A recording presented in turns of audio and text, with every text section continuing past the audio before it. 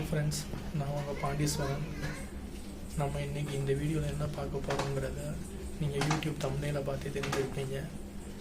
உலகெங்கும் இருக்கக்கூடிய தமிழர்கள் வழிபடக்கூடிய, தமிழ் போல் இன்னும் இளமை குன்றாமல் இருக்கக்கூடிய, பேர் சொன்னாலே ஒரு புத்துணர்ச்சி கிடைக்கக்கூடிய தமிழ் கடவுள் முருகனை பற்றி தாங்க இந்த வீடியோவில் பார்க்க போகிறோம். தொடர்ந்து இது போன்ற நல்ல வீடியோக்களை பார்க்குறதுக்கு நம்மளுடைய சேனலை நீங்கள் சப்ஸ்கிரைப் பண்ணுங்கள். முருகனை வழிபடுகிறதுக்குன்னு நம்ம நாட்டில் ஒரு மதம் இருந்திருக்குங்க. அதுபோக இன்னும் நிறைய மதத்தினர்கள் மதங்கள் தாண்டி இன்னும் நிறைய பேர் இன்னமும் முருகனை வழிபட்டுட்டு வராங்க. ஒரு நாட்டு மக்கள் தங்களுடைய நாட்டோட மாப்பிள்ளையாக முருகனை நினைக்கிறாங்க.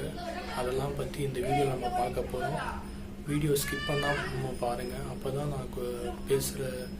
நான் கொடுக்குற இன்ஃபர்மேஷன் உங்களுக்கு கரெக்டாக சேரும். ஸோ வீடியோ ஸ்கிப் பண்ணாமல் பாருங்கள். நம்ம ஆதித்தமிழர்களுடைய வழிபாடு இயற்கை வழிபாடாக தாங்க துவங்கியிருக்கு.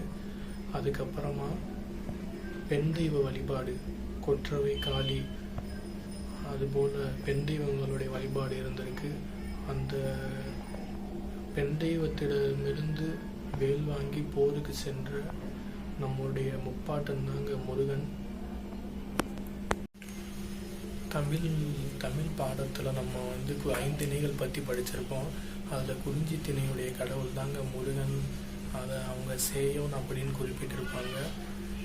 குறிஞ்சி நிலத்து மக்கள் மலையும் மலை சார்ந்த இடமும் அப்படி இருக்கிறதுனால அவங்களால சுமையை தலையில் சுமந்துட்டு போக முடியாது.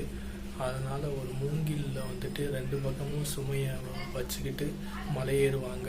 அதே போல் குறிஞ்சி நில மக்களுடைய பறவை மயில், குறிஞ்சி நிலம் மக்கள் பயன்படுத்தக்கூடிய ஆயுதம் வேல், இதெல்லாம் முருகனுக்கு வச்சு வழிபட்டுட்டு வரோம். இது மூலமாக முருகனுடைய வழிபாடும் தமிழர்களோட பண்பாடும் ரெண்டும் ஒன்று பிரிக்க முடியாதுங்கிறத நீங்களே தெரிஞ்சிட்ருப்பீங்க. ஒரு குறிப்பிட்ட காலத்தில் பார்த்தீங்கன்னா மக்கள் அதிகம் இந்த துறவரம் அது சார்ந்து போயிட்டு இருந்த காலகட்டத்தில் பல்லவர்கள் சோமாஸ்கந்தர் அப்படிங்கிற ஒரு கடவுளை மக்களுக்கு அறிமுகப்படுத்துகிறாங்க.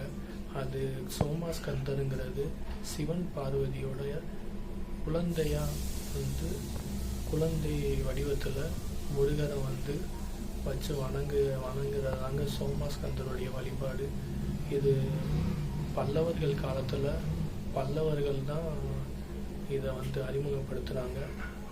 ஆதிசங்கரர் ஒரு 6 மதத்தை தோற்றுவிச்சிருக்காரு. அதில் கௌமாரம் பார்த்தீங்கன்னா முருக வழிபாடு பற்றி சொல்லக்கூடியதுங்க. முருக வழிபாடு தொடர்புடையது தான் அந்த கௌமாரம் மதம்.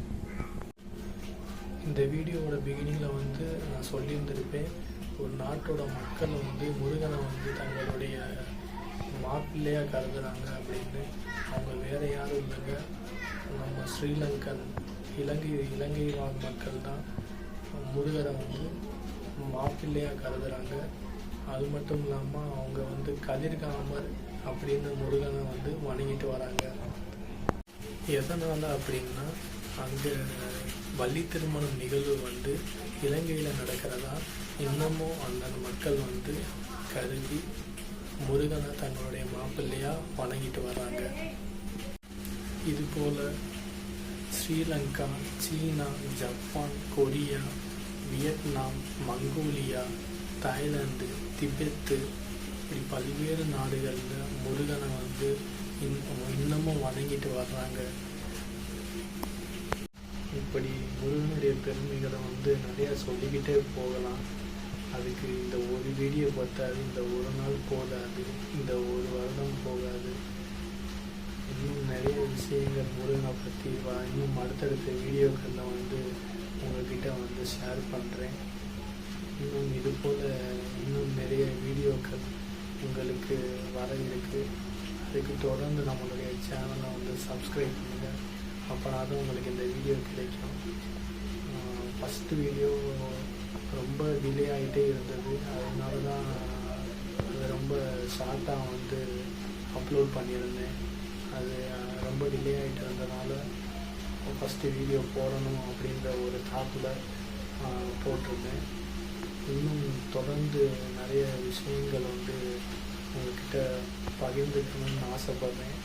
அதுபோல் நம்ம சேனலில் எப்படி எந்த டாபிக்ஸ் பற்றி பேசலாம் அப்படிங்கிறத கீழே கமெண்ட் செக்ஷனில் கமெண்ட் பண்ணுங்கள். நம்ம சேனலை வந்து சப்ஸ்கிரைப் பண்ணுங்கள்.